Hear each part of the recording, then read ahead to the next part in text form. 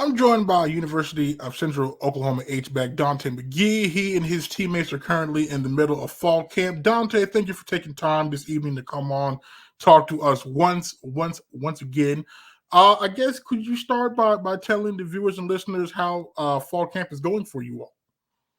Yeah, so we are in the middle of fall camp, and we actually had an off day today, which thankful to the coaches. But it's been a really good fall camp. I feel like even though we have a lot of new people, freshmen came in, we had some transfers come in. I feel like everything has flowed like very well, considering all the new people we do have. I feel like it's been very competitive as far as offense versus defense.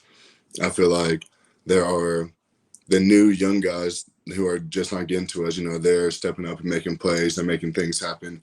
I feel like the people who have been here, in the spring who got to go through spring ball, I feel like they're starting to understand, their roles, the offense, the defense a whole lot better. We're getting to special teams. And so, I feel like it's just going really good for everyone as a whole. I feel like everybody's made progress with the new staff. I feel like everybody's made progress with what they've been taught and what they're learning, and it's just going really good right now. And with all the new faces there, like you mentioned, how is the team chemistry part of it going so far for you all? I feel as though it's going pretty well. Obviously the people who have been here, they still have their main people that they hang out with and that, they're cool with. But I say for me, this is probably the most like time I spent away from like the people that I usually hang out with because, they're all gone. So, I'm spending time with, true freshmen. I'm spending time with, some people on defense. I've been hanging out with some receivers. My locker, I have one of the quarterbacks. He's right next to me. So, I'm talking with him. I hung out with him a few times. So I just feel like as a whole, the team chemistry, the camaraderie that we have, it's really great. And for you, I know when we last talked, it was during spring, and I know you mentioned you were still kind of getting a grasp on the new offense and kind of how they were asking you to do things. Are you now more comfortable in those aspects? Yes, for sure. Again, I think it's just because it was new. Just having to remember like the right technique to use. Going through the spring and then the summer and then what we've done so far in the fall camp, I feel like I have progressed a lot and I don't have as many mental busts as I used to. I still have a few because just like everybody else, but there it's a lot less now, and so I feel like I'm starting to grasp the offense a whole lot better now. And then you mentioned too at the time about you kind of still learning, growing as a leader in that room, really all the rooms in terms of APEC and tight end, because I think you are the lone guy to have serious experience at the college level. So have you seen progress from yourself in that regard too? It's kind of a weird way to describe it because I understand that I am a leader for my team and I have the leadership qualities, but it's not something that just sits on my mind with, how I go about things. I just try to do the right thing and, try to encourage people to do the right thing along with me. So it's kind of weird to like look at myself as like, oh, am I doing like everything that leaders should do? It's like I just typically try to do the right thing and what the coaches expect from me. But with that being said, I will say I am a lot more vocal than I have been before. I'm not usually someone who likes to talk. I like to let other people do the talking and me just kind of, kind of lead by example. But with the new staff, they're kind of like, no, if you are going to be one of the main people that we have, if you are going to be a leader on this team, you're going to have to use your voice. You're going to have to be vocal. And I think that just leads into what the coaches are wanting as a player-led team. And to be a player-led team, you got to have the people who are willing to speak up on things that they see, the people who aren't afraid to address people and issues that may arise. And I feel like that's something that, I'm starting to get that I'm a lot more comfortable with. And I feel like that the same goes with a lot of guys on the team. Like the quarterback position, I feel like they've, stepped up as far as like being more vocal and what they want. Old guys, I know at the receiver position and on the defense, especially the secondary and the D line, they're probably those two positions, the secondary and the D line. I feel like they're probably the most vocal out of anybody on the team, and I think I think it will help the team in the long run. And it's kind of funny to sit back because you're going against these guys, but then at the same time you have to sit back and really respect and admire what they are doing on their side of the ball, which is honestly going to help the team as a whole. But yeah, I feel as though as a team and myself, I feel like that's something that is getting better. I feel like there's still like some ways to go with it, but I feel as far as like being player led and my leadership on the team, I feel like it's in a pretty good spot. But I don't want to stay content right there. I always want to strive to be better for the team. I always want to strive to be better for the individual, especially in the tight end group, because I think, yeah, we talked about this the other day. So it's 5 tight ends. 2 of them, they're true freshmen, and the other 2, this is only the second year in college. So it's like, I'm the way, way older guy. So as far as from a leadership standpoint, I think that I need to continue to be the leader that they need me to be, and also set the example for the years to come. And when you say setting the standard, because talking to a bunch of the guys, Johnny Basil the fourth, Peyton Scott, Lane Grantham, Marlo Hughes too. They all you all seem to be determined to, I guess, like I not let the past slip. Like Peyton mentioned, making sure guys know who O'Shea Harris is, guys know who Tyler Stillwell is. So like why as kind of a group of you all, why is that so important to you to kind of make sure that that people remember the standard and live up to that standard? I think it's just because those guys, they were so important figures for the team, like the years that they were here, and again, those were the leads that we had, and again, they were phenomenal players, but they were also phenomenal leaders and phenomenal people.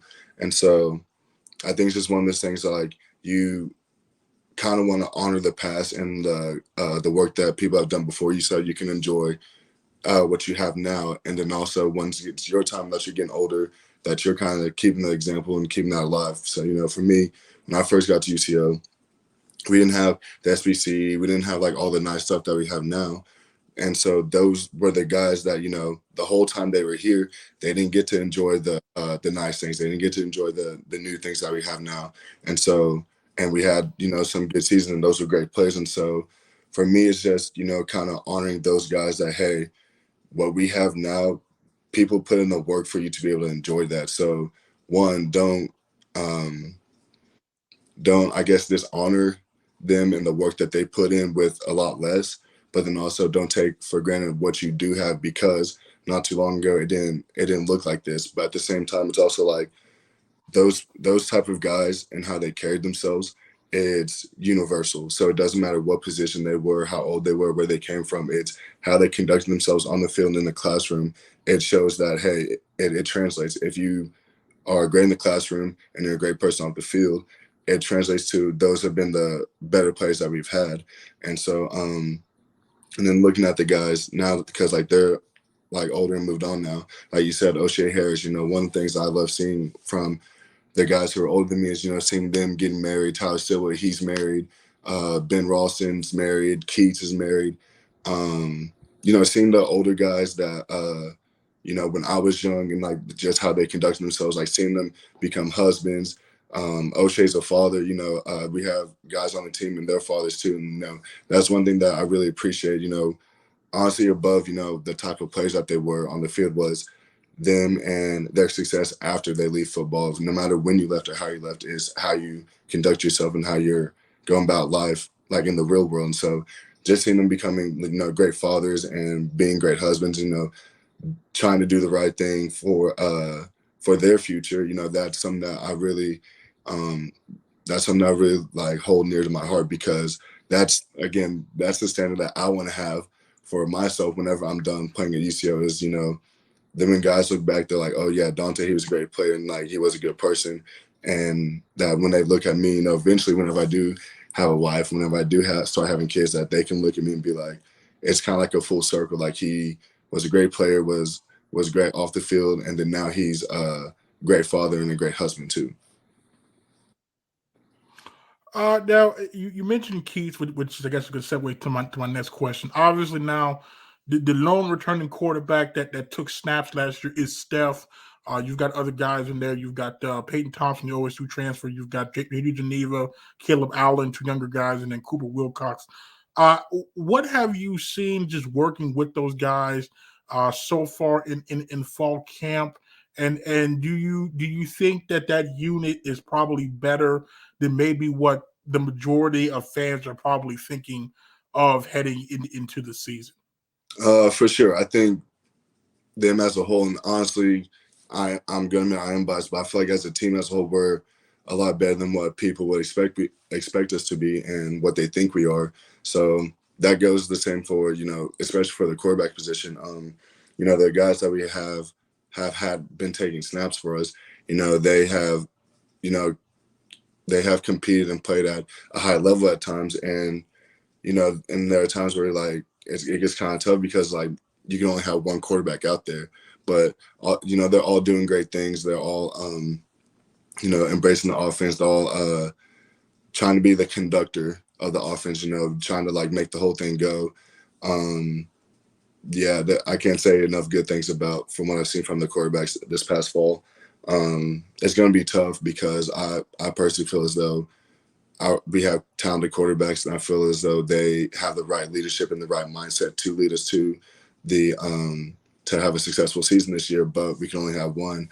But yeah, for sure, I feel as though they're very underrated, and that's all well and good for others. But for me personally, I feel like our quarterbacks are very slept on, and you just have to wait and see. So I'm just telling you, don't be surprised when I tell you that they start doing good things, because I'm telling you, I've seen this happen. Like it's with Steph. It started from last season with the new guys, from when they've gotten here, and the guys who may not have gotten snaps. Like it's just been a work in progress to see, how they've progressed and how they've grown being a quarterback here with. And then you get the new offense, and then you get the new coaching staff. Just seeing like the progress that they've made. So I'm just telling you, when things start going good from the quarterback position, don't be surprised.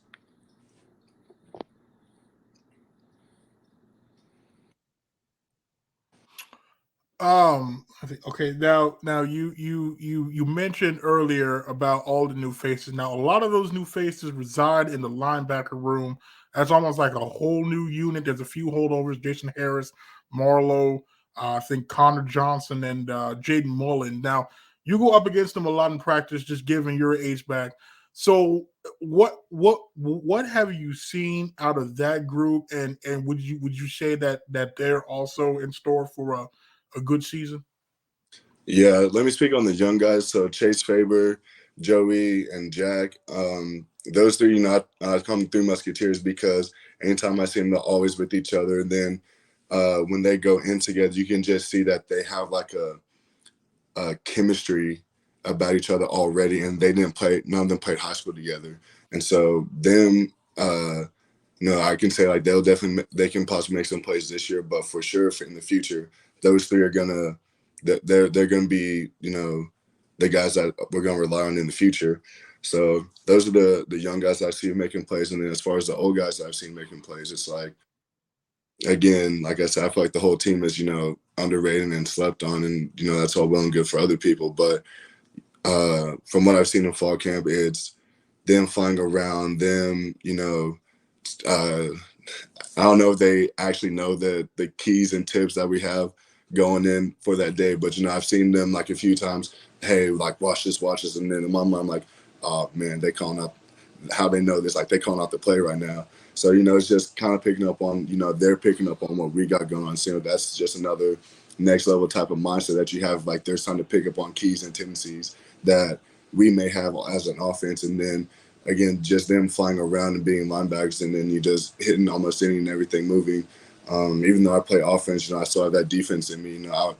I absolutely love that about the linebackers that we have, and I feel as though they're gonna make they're gonna make a lot of plays for us this year. And like you said, like there's a mix of older guys and younger guys, but I feel like as a whole for that linebacker group, I feel like they have a great mix of new and old and experienced, and I feel as though it's just whoever's going to be in that position to make a play, they're more than capable of making those plays, and they have a mental ability to see things coming before it does, and that'll just make them make even more plays. So I think very highly of the linebackers that we have right now, and I can't wait for them to do what they got to do. And I somehow this has slipped me from asking you this the past 2 times now because you're up on the line of scrimmage. The defensive line across from you is by far one of the best, if not the best, in the conference. Now, I've asked Lane, I've asked Noah, I've asked Jace, and I've asked Peyton this question. What is it like going up against those guys in practice? Just intense because, I mean, as far as because I don't get to block the interior as much, but unless they loop around, I somehow end up on them, but that's very rarely. So I can only really speak for really into the defensive ends. But again, it's iron sharpens iron, and again, those guys, they're freaky athletic, and it's kind of annoying to me because I know I'm a tall, kind of longer person, but when you go to put your hands on somebody and they're longer than you, it's not fun. I don't like that. But at the same time, it's it only makes you it only makes you better. And I'm mainly thinking of Raul Fuentes because I've never in my life, when someone goes to put their hands on me, they can extend, and I'm like, oh no, I can't really get anything just yet. And now I'm like, what's next? I gotta come with something else because that's something that doesn't happen too often for me. But again, it's just one of those things that it can only make you better. And so going against top caliber defensive ends like what we have, it's for me personally, it can only make me better, which can only make the offense better. But then at the same time, I know from an O-line's perspective, if you're going against that down after down after down, then you got the pass rush period that we got. It's gonna be tough. You better block your chin strap, but at the same time, it's it can only make you better. And so I love competing against those guys. They do like to talk a lot more than what I probably do, but at the same time, it's that's just them and the character and the energy that they bring, and it's been in a very productive and positive way for the team as well because you can just feed off that energy, it just exudes off them. And so even though we're competing against them, it definitely makes you try to raise your play because you don't want to get embarrassed. You don't want to be the one that's letting up the tackle for loss or giving up a sack. So it's it makes you raise your play, and then at the same time, it's you're just competing against top caliber guys day in and day out. So it's you just have to be on point every day you come into practice. I mean, I wouldn't feel too bad about going up against Rob. I mean, it just not many people can stop Rob. So now I just, don't Hey, don't feel I understand, but I got a lot of pride. I don't care if it is Rob or what. I still want to win my rep. I still want to do good. And the times when I don't, and I get critical of myself, even whenever it's someone like him. I don't want him to win, but at the same time, it's something that one of my old coaches used to say is they're on scholarship, so it's I mean, and especially him, he's a freak athlete, so it's he's gonna make some plays every now and then. I just don't want him to make them against me, especially. But when it does happen, just know I'm pissed off about it. But he's again, he's one of those guys. He just brings just exudes so much energy and passion for the sport, and that you can just tell it's contagious. It just passes off on people that's around him. and I believe you had a scrimmage. Was it earlier this week? I feel like. How did that go for you all? It went really well. There was definitely the back and forth of it, which you can look at it from perspective of you want to be consistently either making you want to be consistently good making the plays that you need to make, but then you can also look back and be oh, the fact that there is a back and forth just shows that hey, both sides are doing good things. And so that's the main thing that I take from is both sides did good things. Offense, I don't think we had any turnovers, but at the same time we did have a couple false start penalties. Defense, seeing them flying around, seeing some people make some big tackles, seeing Keyshawn Murray come up from their corner position, and I don't know who was running the ball, but I seen him lay the wood on somebody, especially Keyshawn. He's kind of one of the smaller guys we had, but I told him on the side, I was man, you 160, but you hit him with probably 180, all 180 of you. And so just seeing people flying around and then offensively making plays, especially from the tight end position, seeing the younger guys making plays, and then just everyone as a whole, it just makes you like appreciate and just love like what we have going on here, from the people who are going to be taking snaps to the people who maybe not be taking snaps, or they just might be on a special teams type of role for the team. But just seeing people flying around making plays and just competing, that's something that I just love, is that I love to see people working and working and working, and no matter what the circumstance that they got going on, just seeing people come out there and just play their heart out for the love of the game, and then for one another too, is like, that's something that I appreciate. So looking at the scrimmage, again, there's plays made on both sides. But yeah, I was super proud, especially of, the younger guys on both sides that got in, because again, it's like they're new to the schemes, they're new to college, but at the end of the day, it's like, can you make a play? Are you going to make a play? Can you do your job? And for the most part, we did do that on both sides of the ball. And how is that? How is the new turf treating you all? Listen, it's a lot better, because I'm not gonna lie. So it was like the first day we got on there, it had like a weird like feel to it. Maybe because like it was still like the new, like it's still like some new like newness to it. But now that we've been on there, we've been running around and like just practicing on it, running on it, doing everything on it. It's, again, like I said earlier, it just makes you appreciate what we have, because I couldn't even tell you the last time the old turf was replaced. We had, like, I think it was on the 30-yard line, kind of close to the scoreboard. It's either 20 or 30, but like the number was coming up. There was a few like patches you could see where it got messed up and they had to go put in like new turf, so it looked a little different. Then looking at the new turf versus the old turf was very faded, and that the blues just wasn't it at all.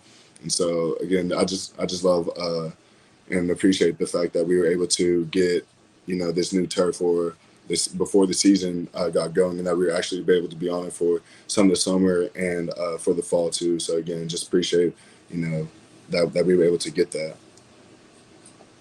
And then you, Raekwon, and Coach Doral, you went to the media day. What was that experience like for you? So that was my second time going, and so I kind of I didn't really have like a nervousness as far as like getting up there and answering questions. When we walked in, they had like a little cornhole competition between the teams or whatever, and we went first, and so we didn't do too good. And so again, I'm kind of a crazy competitor. I didn't like that at all. So didn't like that we didn't do too good in that. And then later on in media day, me and Wicks ended up going against Missouri Southern, and I'd stand next to my guy. I'm like, be honest, are y'all good? And he's like, I'm all right, but the guy down there, he's not good at all. Once you know, the guy who wasn't good at all went 8 for 8 in the hole to start the. And at one point, me and Wicks was down like 18-2, 18-3. And I mean, we made a comeback. We made a little bit of a comeback, but we still ended up losing. And we're just like what can you do about that? That's divine intervention. How you go to start the game off 8 for 8. So they had like a nice little setup going on with that. And then when we got in there, we kind of expected it. Most of the questions were for Coach Doral, but it was just a cool experience being in there. I thought it was funny when Wicks was. I thought he was about to let something out. I thought he was about to curse. He was like, "Excuse my language," and I was like, "Oh, hey, let it out. Do what you gotta do. Say what you gotta say." He ended up like changing his mind, and it was just a funny moment. And then he was talking about I didn't want to say like the wrong thing or whatever, so I was just kind of like, he's like kind of got stuck a little bit. And I was like, no, it's fine. Like that's different because people understood where you were going with it, but yeah, no, it was just a fun, cool experience to go up there. Getting to see all those questions and just being like in that setting. It was a cool experience. I know Wicks appreciated a lot, but it's just a cool experience for me and him and Coach Doral too. Now I know you mentioned earlier when we was talking about the quarterbacks. Yeah, you felt the whole team was kind of being overlooked. I think the preseason polls reflect that. I think it came out you all were like between 7 and 9. I think now, No, I they ranked 9. Okay, out of 12. Yep. now knowing that now I think people around the program know obviously we're way better than 9, but knowing that that's how the rest of the conference sees you, what does that do for you all in terms of like extra motivation on top of just wanting to prove that the past 2 seasons aren't the standard here? So it's one of those things that like it hasn't been talked about too much around the locker room, but we definitely understand that that's what is perceived of us and that's what people think of us. And again, you can look at it as like, you can only go based off of, what we did and what our record was last year and like what we put on film. So it's like you can definitely understand that. But at the same time, it's like, you know, just knowing that that's not what you believe you are, and just honestly taking it as an insult because I mean I'm being truthful. That's how we feel it. That's how we think it is. Regardless of what's happened. Being rated low, in my opinion. No one's ever going to be happy with that. But at the same time, I think people's mindsets are just like let people doubt us, keep doubting us. Like watch watch what happens. Like like we ain't forget that. Like you guys have that mindset about us. Okay, watch what happens. And so for me personally, like uh, it just doesn't sit well with me at all that that's how people view us. And so the only thing we can do is just you can't really talk about it. You can't even change their minds. You just have to go out there and play, and you got to take that respect. You got to take what they think of you, and you got to turn into a positive for us. And so that's just my mindset on that is, let them doubt us. Okay, like watch what happens. And like I'm telling you, don't be shocked when good things happen. Like it's one of those. It's just a weird feeling of like that you've like put in work, that we have some good things going for us. And from outside perspectives, they think otherwise. So it's just kind of like, all right, like that's cool, that's you. All right, then keep that same mindset. Now after talking to Coach Doral, now I've been told that the yellow pants and the blue helmets are gonna make a comeback. Now I was told Peyton Scott was pretty vocal about getting the yellow pants back. So now for you, because I was not aware that you all didn't wear the yellow pants since the Fort Hays game in 2019. Now, so for you, knowing now that the yellow pants and the blue helmets are back in play now, are you how we feeling now about the possible uniform combinations now, given all the full repertoire is back on the table?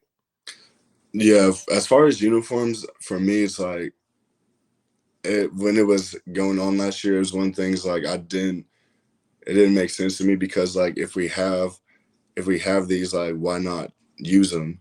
And especially that now we got white helmets, we can do more combinations than what we would have before.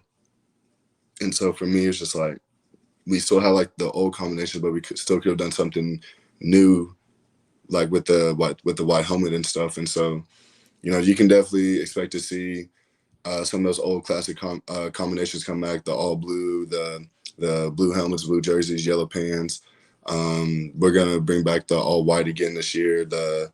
Uh, yeah, you can expect to see us using all the color combinations we can. That looks good because that was we actually we actually planned out the uniforms for the whole year, the leadership council. And so I think what was the one combination we're not using is the blue helmets, white jerseys, yellow pants. We're not doing that. And then there's one more other combination. There's one more other combination that I know for a fact we're not gonna do because we just don't think it looked that good. But almost anything in between, you can expect that we're gonna wear that this year. Now, what I was also told from Peyton Scott, now I was told that the white pants last year were more brownish than they were white. Now I don't know if it was the distance because I couldn't tell. So when he told me this, I was surprised because between either watching the games on the network and then even watching it live, I mean I didn't see the pants were brown. So were the pants brown? It depends on who is wearing them, because if you're a person like me and you sweat a lot, yeah, they have some brown to it. They definitely have some brown to it. But if you're someone who you're not too much of a sweater, there's probably more so white.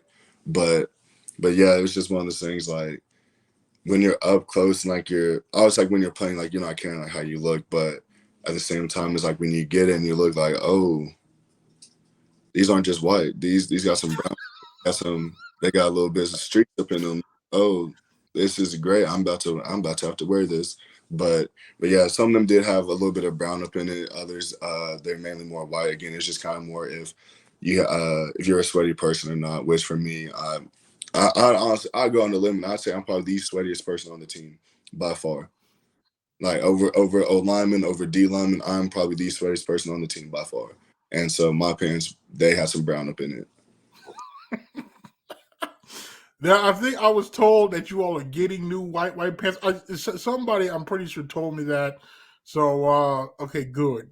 Now I have to ask. Now, will the white helmet, blue jersey, and blue pants make a return? Because I feel like there's gonna be some fans out there that like that's like half of what we wore for the home games last year, and there was a lot of people out there like, why didn't we just throw on a blue helmet to go with the all blue? So will that combo lined up to be back in the rotation?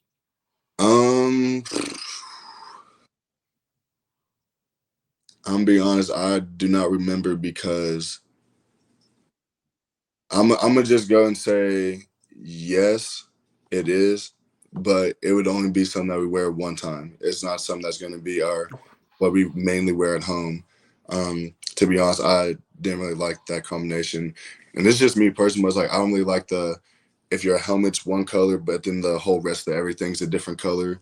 I've never really liked that too much. Or if you're just wearing like the all one solid color, because for me in high school, like my colors were red, black, and white, and we never had like one solid anything except for all black. So I don't know. I guess I've just never been one that's like for like one solid color. But I understand that for UCO, that's something that people do like. So. But yeah, you can expect that. As far as the white helmets and blue jerseys, blue pants, I'm gonna say no. But if we do wear it, it's only gonna be one game. I think Okay. I think the only form that we're wearing like more than once would be all white, maybe. I believe that's the only uniform combination that we're wearing more than once would be all white. But than that, like I think we're wearing everything once. Okay. Because I didn't realize how much I missed the blue helmet last year. You're just like, You and me again, we both. want to show off the white helmet. And I'm like, but I mean, there's got to be a time. We got to bring out the blues now. Like, I get it. It's the shiny new toy. Let's show it off. But like, you know what I mean? We have it. Why not use it? Exactly. See, and that was Coach Dorwell's exact words when I asked about this was, if we have it, why not use it? So I'm very good because when I talked to Noah Dobson, he didn't even know that we had yellow pants. So I'm like, wow, he didn't know. He said he never saw any like UCO pictures with yellow pants. I don't know how. Like, I don't know how. I mean, I guess it's because dang. This one thing, like you're kind of like once you're in it, it's like you don't realize like how long people have really been here until you've asked them. So like, I feel like Noah's one of those guys that's been here probably about like year 3 or year 4. It's like no, this is only his second year. He only did 1 year, so last year was his first year. So it's like, I mean, obviously we didn't do nothing COVID, and then 2019 was the last time we wore it. So I mean, I'm pretty sure when he was a junior in high school, sophomore, junior in high school, he wasn't really paying attention to the color combinations UCO was wearing. But yeah, it just that just doesn't sound. We'll wear the yellow here. Good. Okay, good. I just because that saddened me right there that he didn't know we had the yellow. Like that was a staple. The yellow pants was a staple. That favorite was the blue helmets, blue jerseys, and yellow pants because UCO's colors are blue and yellow. And as far as like the other sports, like they can have more white and it look good, but for us, it's like I feel like there's almost too much white, like within the jerseys and all that stuff. So for me, it's like when we do go a more blue yellow like combination, like I absolutely love that. Now since we talked last, now I discovered that the aux cord in the locker room is a brutal place to be in. Now I gotta ask you Yes, yes. because I've asked everybody this now, and I haven't asked you, so I have out of obligation. Who is the worst on the aux cord? Mm.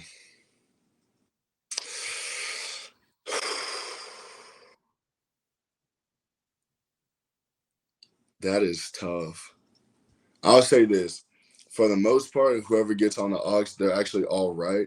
It's just, I'll put this, anybody on the team who gets on the aux cord and all they want to play is young boy, young boy, young boy, young boy.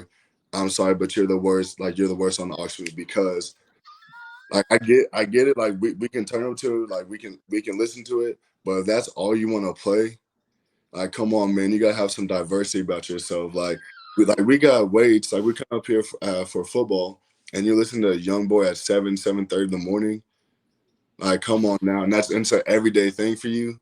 I'm sorry, there was something else on. Like, you up a little bit, but I say, I say one of the most unexpected sleepers on the aux has been Robert Gibbons. I say Robert Gibbons is a sleeper on the aux because again he's young. This is only his second year, but I've noticed like when he gets on aux, he'll play some throwbacks. He'll play songs. I'm like, do you realize that this song like came out the same year you were born? I'm like, like how do you know about this? Like you too young to be knowing about this. Like he'll like he plays a good mix of older stuff. He'll throw on some R&B. He'll come on some slower stuff. Like he will come on some rap. Like he has a good mix of things. But yeah, I say he's probably like the biggest sleeper in my opinion on the aux. Okay. Now the majority of your teammates now they have come to the consensus that Jace Gardner is the worst. Now, what I've been told, I think it was Bryson, that it's not so much like his songs, it's just like the timing of which he plays the songs. Like he told me there was like a workout and he put on Drake. And I just got to ask now, would that be accurate in terms of Jace though? I have to agree with it. But the thing is, like, it depends on what type of Drake you're putting on. Like, if you put on, listen, I like you, Drake, but if you put on what he just dropped, probably get too much love on the aux. But if you play like some of the good classic Drake that people know and love, you probably be all right. But again, like if you just got done with the workout and depending on the time it is, and you cut on, because I mean Drake, he has many different he has many different phases. If you cut on some of the softer, more emotional singing Drake, and we just got done the workout or we're trying to go to practice, probably not gonna get so much love. But it just depends on what type of Drake you play. And I say about that. I say that. Okay. Yeah, because I was under the impression it was the more singing Drake. And I felt like you don't, like Bryson said, we're in a room full of testosterone. It's early in the morning. Like putting Yeah, on that kind of Drake is not helping the cause. I yeah. just don't. And, and very occasionally, when you get some of the teammates that I want to throw on some country, listen, I'm all about the diversity, and I like it. But again, there's just a limit. You have a limited window if you're trying to play some of that country because again, to go lift, if we about to go practice, we got a game coming up. That country music is not getting no type of play on the aux. I'm sorry, no. Hey, I'm sorry, nope. But I will say, if it's one of those things where we just got done with the practice and we're kind of done for the day and we're kind of more of in like a relaxing, like people like chilling out type of mood, again, you got a small window. You got maybe about 2 or 3 songs deep of country, so you better make it count. But yeah, like there's a good mix. I will say people haven't put on as much country this year than they have years before, but I'm telling you, if you're gonna do it, you gotta play some of the better country music. Because if not, that window's only gonna get smaller. I think it was I think it might have been Trayvon Craig though that told me that Hunter Larson is very bad about putting on some country music, especially in work in workouts. And I think Bryson even said like that there was a workout and he was vibing, and all of a sudden some country came on. And everybody like stopped and looked. So that I just Yeah. Uh, yeah, that's happened a few times. And then the worst one was Vaughn Appleman. He was in my class, but again, more like years before, like there are definitely more times where the country window it was pretty wide open. And so again, they're playing country songs. Again, I don't listen to country like that, but I'm just like they're vibing with, they jamming to it, like, "Don, this is good, right?" I'm like, "No, I don't, like, do you don't know who this is?" No. So I he was probably the worst one. And then he was out in the open with it too. Like he would go put it on, he'd go get his boots on. He's going around locker room singing off of his lungs, and it was terrible too. But he had no shame about it. But now it's not like that no more. So I'd say that's probably a change for the better, in my opinion. Now, who's the worst singer? Because I know there has to be some Mm. singing going on at some point now. So who's the worst singer?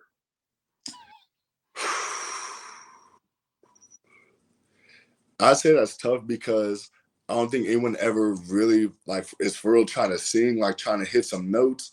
You know what I mean? They just kind of like speak it and let like the actual song take over.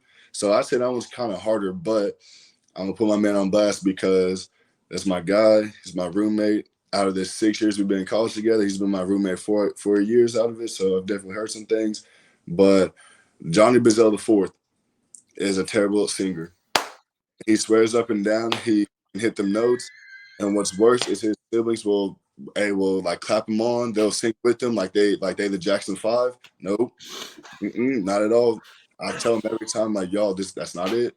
JB is the worst singer on the team, and you got the confidence, applaud him for that. But listen, man, you don't got. It's just not in you. It's just something you're born with. I think you either got it or you don't, and you just don't have it. Oh, not Johnny. Now I will say I did not expect Johnny that because Johnny always strikes me as the quiet type.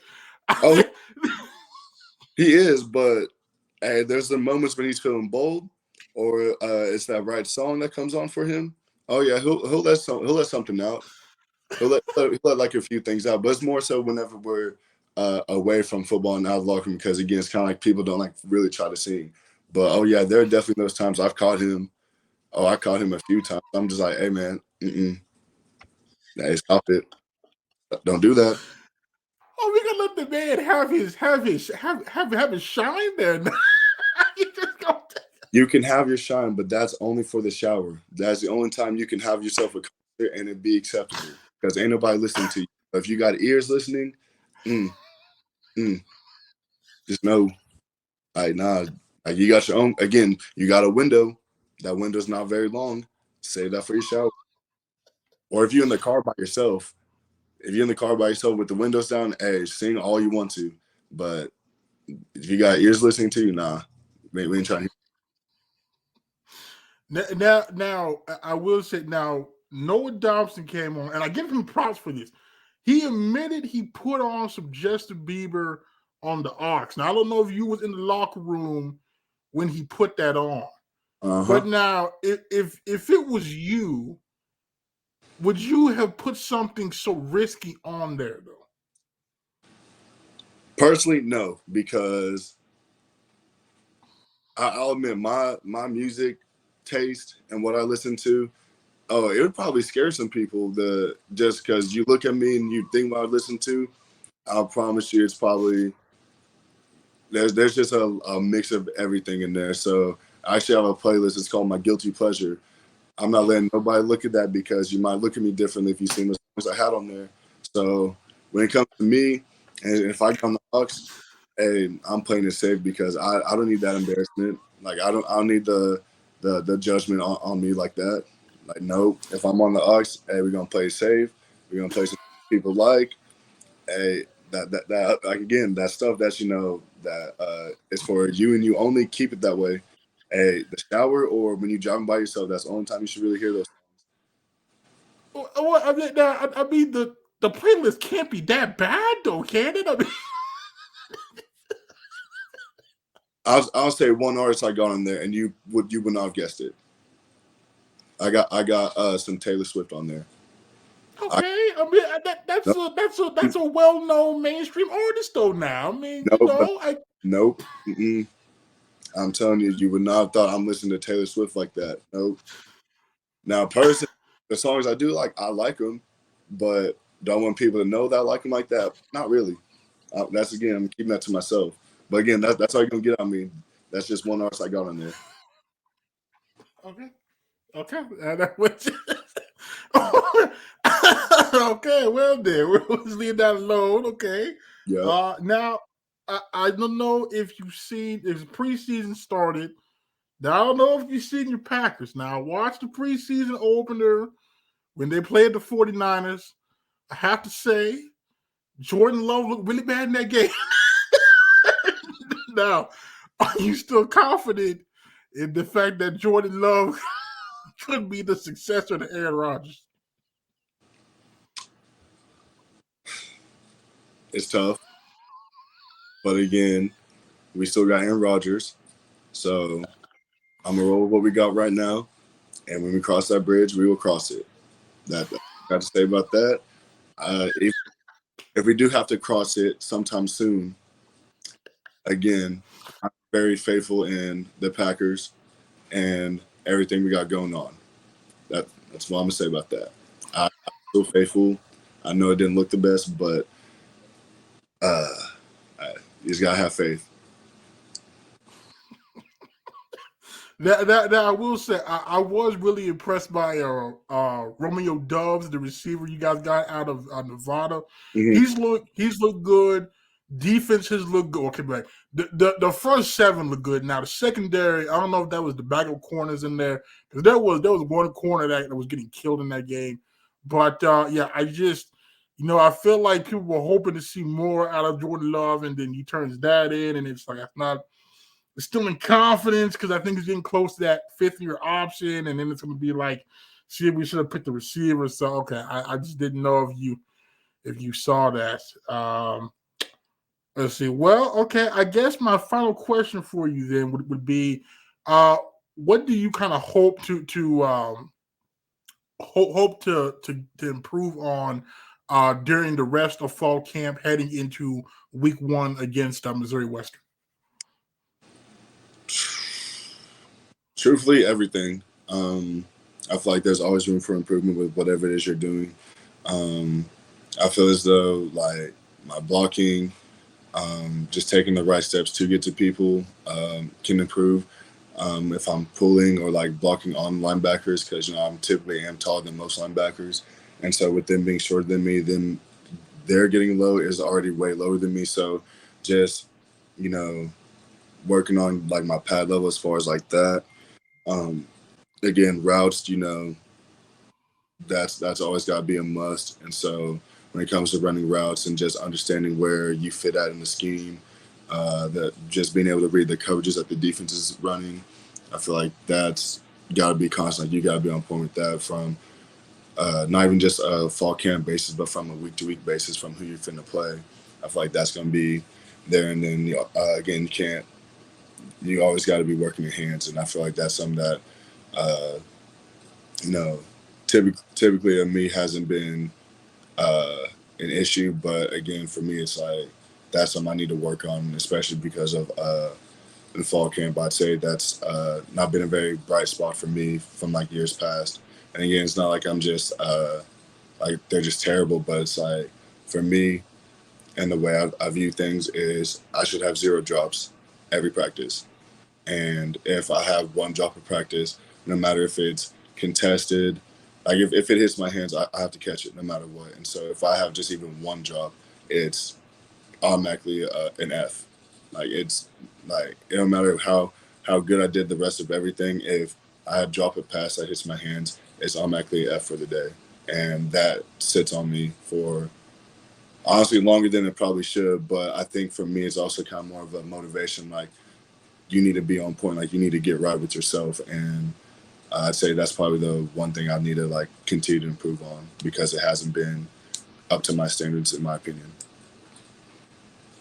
Well, Dante, I appreciate you taking time on your day off to come on and talk to us here, give us an update.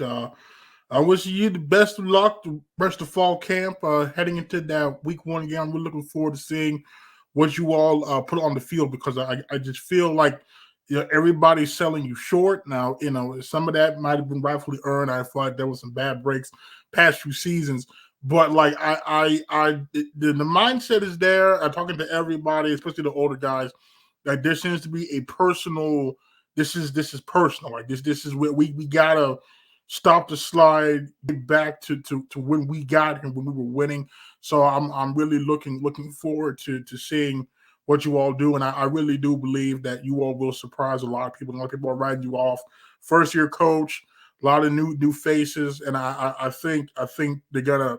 I think you all are gonna do better than what people think. So, as always, anytime you want to come back on, you're more than welcome to. And like I said, I can't wait to see what you all do this season. Yes, sir. Thank you again for having me on.